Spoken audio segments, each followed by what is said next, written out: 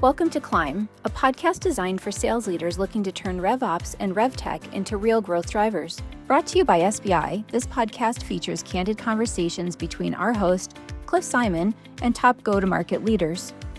Each episode unpacks the strategies, challenges, and lessons that shape high-performing revenue teams, giving you actionable insights you can apply immediately to boost efficiency and scale smarter. I'm Cliff Simon, CRO of Carabiner Group, part of SBI Growth.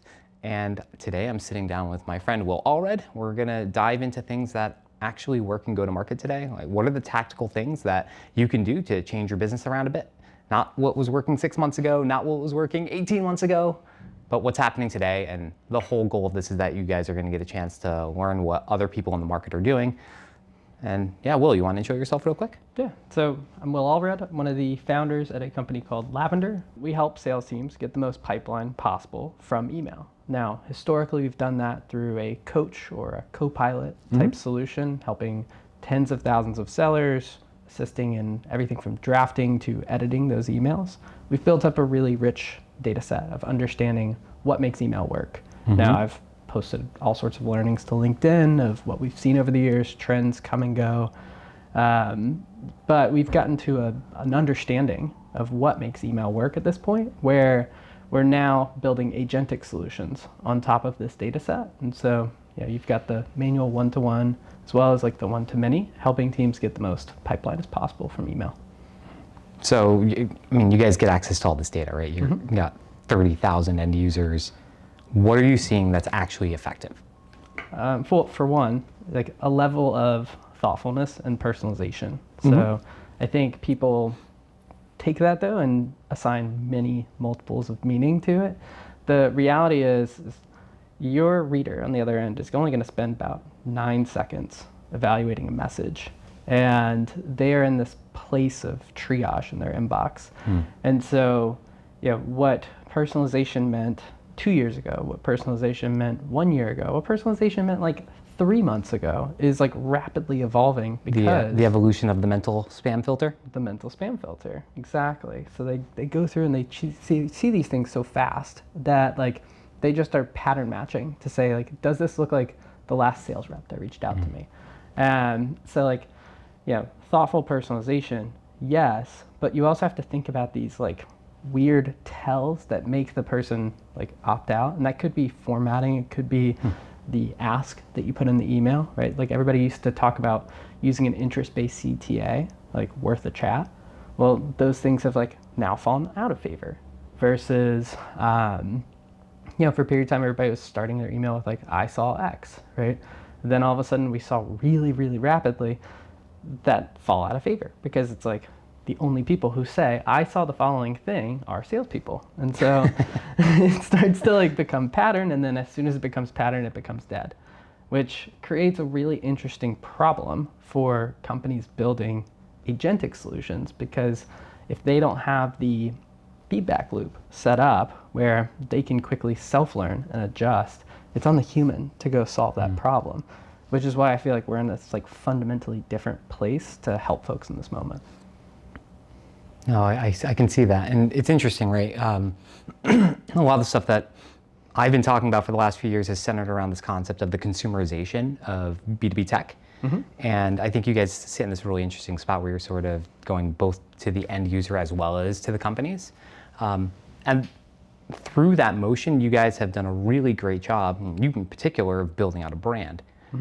So how do you see that brand identity, and how do you see people like being able to go and build a brand identity to then help drive deliverability of a message down the road? I think one of the hard parts is like whatever that story is that somebody's telling, it has to like fundamentally align back with what the company is doing. I think there's a lot of noise in market of brand where like, yeah, and this is like something we've always been mindful of in the background. Is like, if I'm talking on LinkedIn and I'm sharing a story, how hard is it for people to like work backwards to understand what we do as an organization? Because like, I think we've created decent brand awareness, but like, I think the challenge is like, okay, what does that company even do? I think it's something with emails, right? Which is a leg up from, I think, what most brands have right now, which is like, still don't necessarily know what the company does. But that's something that I always keep like top of mind. especially in like building out voice. Because like, what's the real purpose of it? It's to, educate the market and like bring them into a frame of reference for how we see the world and what we're seeing. But it's also about just being top of mind. That's a huge factor in driving choice. There was a really cool UCLA study about what brands are like top of their space, and they ran like a test of like preference versus top of mind. Right? And so like, what's the shoe brand that's top of mind for you? Oh man, I mean, Nike. Yeah. And guess who sells the most shoes? Nike, right? And it's on the flip side, you start to ask people like, what's their favorite fast food versus what's the first fast food that comes top of mind. McDonald's is usually top of mind, but like Chick-fil-A is usually top of preference. The Lord's chicken. And guess like number one and number two right there, Yeah. right? And so it's this 50-50 blend of like, yes, you have to build product that like satiates and is like quality, but at the same time, you have to stay top of mind. And so that's where that brand building comes into play, especially in early stage when you're trying to, get your voice out there to as many people as possible. So for those people who are trying to build a brand today, what advice would you give them? Other than post on LinkedIn every day. Yeah, I mean, consistency is one thing, right? Like, I came into this at a time when there's a really helpful comparison, which is social media networks are like blockchains, where when it's early, the amount of effort to, get a Bitcoin is much lower than when the network is much more mature, right? Yeah. So when I started posting, very different landscape than where we're at today. 100%. And so like, it's way harder today. The things that I would do in order to grow a brand today on LinkedIn are just fundamentally different than what I did. But like the underlying mechanics of like, find the people that you want to go talk to, follow. Make sure you are always engaging with their content. Make sure you are adding to the discussion, not just like AI commenting on top of random stuff. It doesn't help you, right? Yeah. And then, the other piece is obviously consistently putting your own thoughts out there. Because what ends up happening is like two parts. One, there's a reciprocal nature to these folks who have large brands who see you consistently engaging. As big of a brand as XYZ is, they still see you show up every day and like tag them and comment and ask thoughtful questions, right? Because if they want to continue to get visibility in today's market, they have to continuously engage with folks in the comments, so they will see you over and over again. And so then as you start to post on top of that, they will also see what you're thinking about and putting out there. Now, if that content is aligned to the same core audience and is creating thoughtful discussion that people want to engage with, not just like, throwing out trash posts for, and gigs, but like actually putting like thoughtful information out there, those people will then come in, engage, and boost the profile of what you're doing, right? So that's why I talk about making sure your content is like super aligned back with like how many logical steps does the person have to jump through to really get what you do and what you're about. That's at the crux of it, because if you run those like activities well, then you'll see that you get the right levels of engagement and you can bring it to the audience at large. I love that.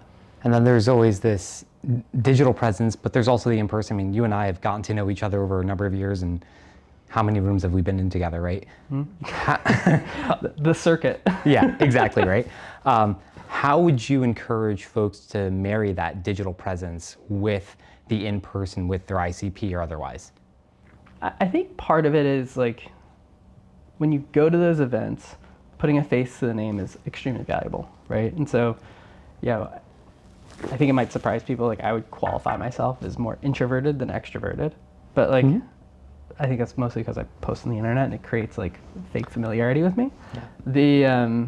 But the reality is like, when I go to these events, I have to put my game face on, as I'm like, I need to go meet with people, say hi, and like put a face to the name, because there's this level of like, I want to make sure like you're aware of who I am, right? And it's also like a living up to the brand. Yeah, that's a huge piece for sure. To be kind of like It's sort of like you meet your hero and like you're like kind of boring and lame. Yeah, or just like a Yeah. Yeah. It's awful. Yeah, I've certainly, like, I'm not like on my A game all the time, but like when I'm in those moments, like you just have to like have that level of thoughtfulness and mindfulness in what you're Agreed. doing. But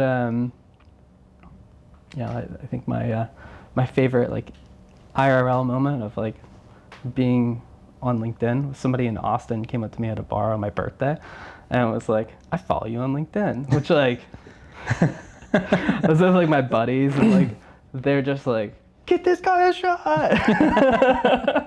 So I was like mortified, but at the same time it was like, it was funny, it was cool, like it was easy to like, you know, just immediately lean in right in that Yeah. moment. But yeah, it's this like interesting hodgepodge of like experience that is weird in a lot of ways. Like I don't know how else to describe that. Yeah, I remember that that first SaaStr after COVID. It was like, I think my daughter was born like 4 days before, and my wife was saying, "Oh, you have to go. Like all your friends from the internet are going to be there." Okay, I'm glad to know your wife also calls it internet friends, so like, we're on the same page. Like you mean people that my partners or like colleagues and Yeah. or customers, and yeah, that was a funny moment. I'm loving that because I literally have the same back and forth. Internet friends, yes. Internet friends. Speaking of family stuff, how do you manage being a successful entrepreneur, right? You co-founded this company, you've taken it from 2 people working out of a college dorm room essentially, right? And like scaled it all the way up to having venture capital funding. You guys are working through additional product lines, like your husband, you, I presume, have interests outside of lavender. Like, how do you manage that?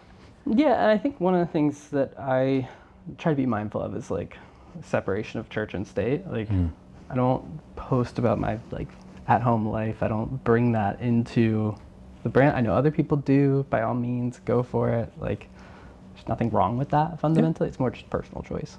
The I would say just like, and I'm not great at it, so like I won't like claim to be phenomenal at figuring this out because there's, in my mind, like I suck at work-life balance because I don't even know what that is. Yeah, I can relate. But I don't know, the concept of just like knowing like, I need to like shut it off and spend time with things that aren't work. I actually find that it actually helps me re-engage back with work versus if I'm like too caught up in it. Yeah, I feel that. I take a very similar approach. I don't post about my wife very often and never pictures of the kids. I don't know. We try to keep them separate from like the brand. Yeah. Yeah. Well, I always like laugh. Like my wife is way more successful in sales, but I've got the follower count. Nice. Yeah. It's good. I don't know. Balance is a weird thing as a founder. I'm sure you can relate. The founder hustle, all the things that are the expectations, right? Yeah, for sure. And then the weight of taking care of not just your customer base, but also the team that works for you. Yes. And I don't know about you. Like I hear like multiple trains of thought on this of like, you know, people try to like stack and create like a level of like weird classification of like, if you treat your employees well, then they'll treat their customers well. And then like the thing like comes out on the other side. Or like, yeah, which is more the belief I subscribe to, which is like the customer comes first. That's like what makes everything possible for the employees to function, exist. And yes, obviously you serve your employees as well. But I don't know. Have you ever had like that? I mean, I've heard that thought process a lot. Yeah. I tend to agree with you more, right? If you have a radical focus on the customer, the outcomes should follow. Yeah. Because you're retaining revenue, you're retaining logos, you are naturally increasing referrals, et cetera, et cetera. You help build the building blocks of the business. And I don't know, we tried building a very scalable company. Yeah. When it came to the employee side, we were, I would say, overly employee friendly with like a lot of the benefits and things we gave. Yep. And it didn't actually produce retention the way that we thought it would. Yeah. So Yeah, and that was one of the like heavy investments we made early on, was in like benefits and things like that. And yeah, to the same point, it's like if growth isn't there, like that's the number one thing that like I think Yeah. because people see growth, they see opportunities to learn. It's more fulfilling.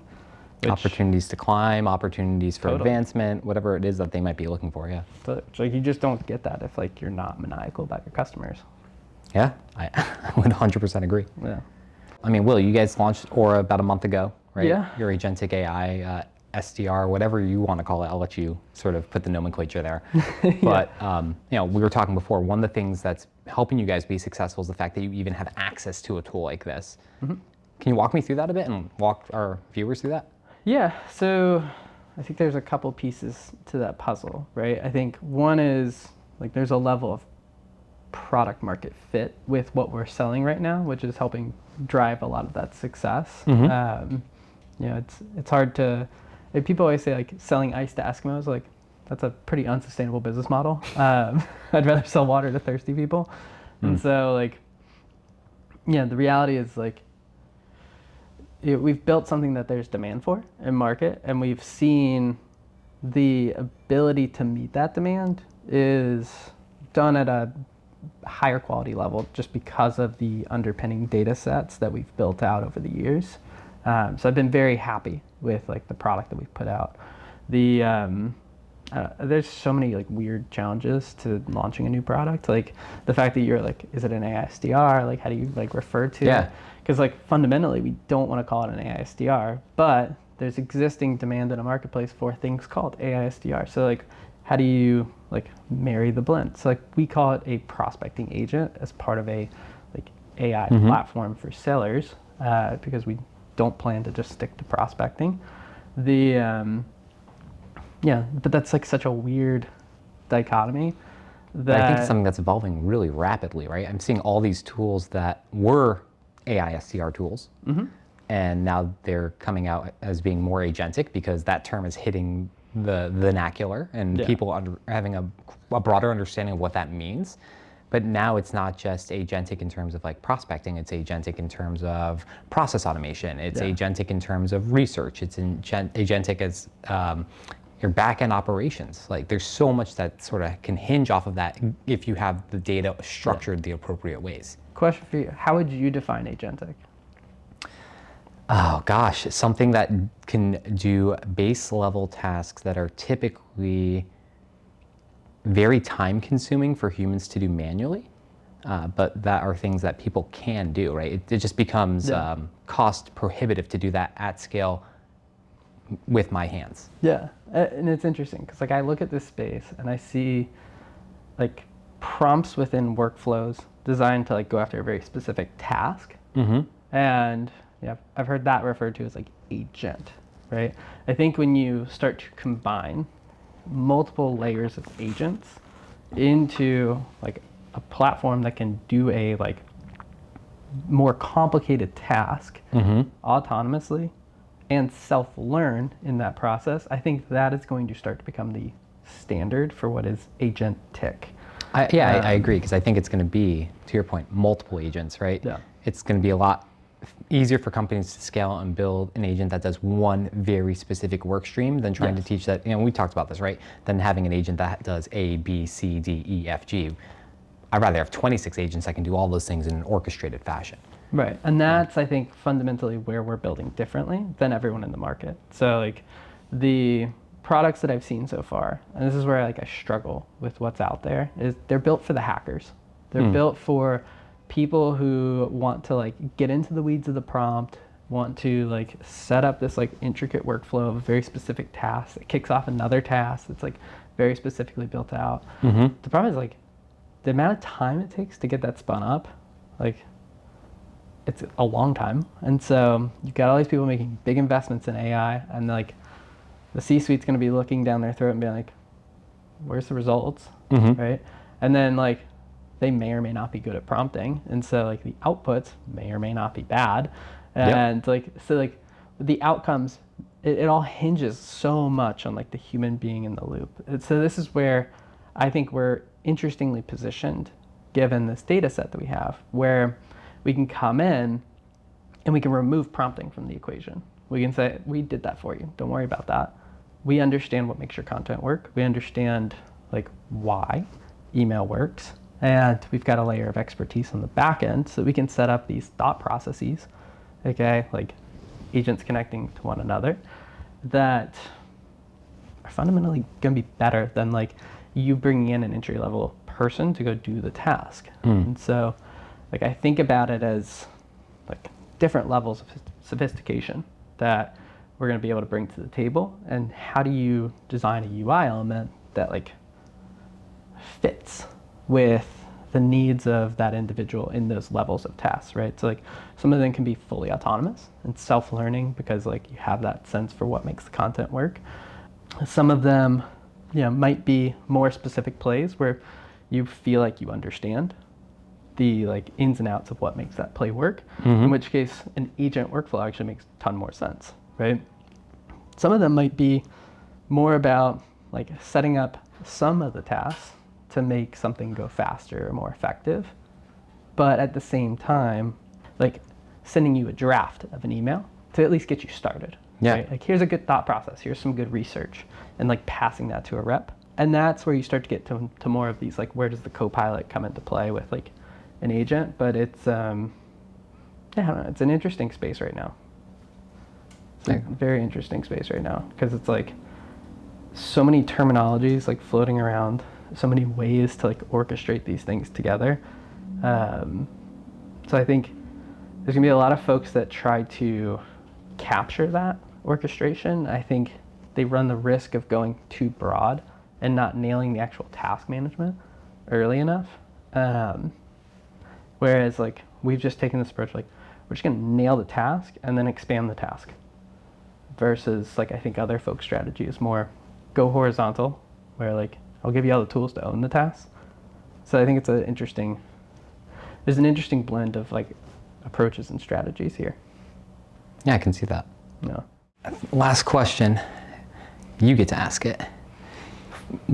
What's one question that you want to ask our next guest? It depends who's the next guest. You already know, but it's Laura Erdem. Laura Erdem. I would say what's the number one thing that she's excited to validate coming in from Europe into the States, and about her perception of like American culture and like American work-life balance? What's the number one thing she's looking to validate as she comes from Europe to the States when it comes to American culture and work-life balance? Okay, cool. Love it. Well, Will Allred from Lavender, thank you so much for being on The Climb. Thank you. Appreciate it. You've been listening to SBI's Climb podcast with Cliff Simon hosting. Visit SBI Growth to read SBI's latest research, join upcoming events, or learn more about SBI's go-to-market services. Don't forget to subscribe to this podcast and connect with us on LinkedIn.